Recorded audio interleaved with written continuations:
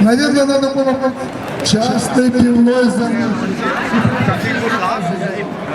Это свобода, что целый регион. Сегодня в центре Вены собрался митинг против российской агрессии. Такие митинги проходят сегодня, в этот же день, в городах Западной Европы, США и Канады. Митинг должен напомнить о том, что Россия является страной-агрессором, страной, которая незаконно аннексировала украинский Крым, которая ведет войну, убийственную войну на востоке Украины. Страна, которая своей агрессивной политикой калечит и убивает тысячи и десятки тысяч граждан в разных странах. И сегодня мы видим, что в этом митинге принимают участие также граждане других стран, которые пострадали от российской агрессии. Это Чечня, это Сирия. И здесь мы видим целый ряд убийственной российской политики, которая продолжается. К сожалению, мы не можем сказать, что мы видим изменения этой политики, и мы должны напоминать каждый раз о том в западноевропейских странах, что эта политика продолжается, и ей надо противодействовать. И один единственный регион Чечни, который может деньги. Все остальное разрушено.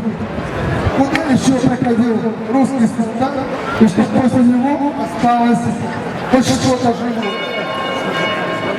Штана Украинч يشتوق عدونا ووشكت تم دحل ميتنجي للأل أوكرين لا شوي سيري لا جورجيا لا شنوخش ديش ووشكت بوتين أرح ليلوش بوليتيكا ريزوش أردو ووشكت قام دقنا ديج أغنية تانا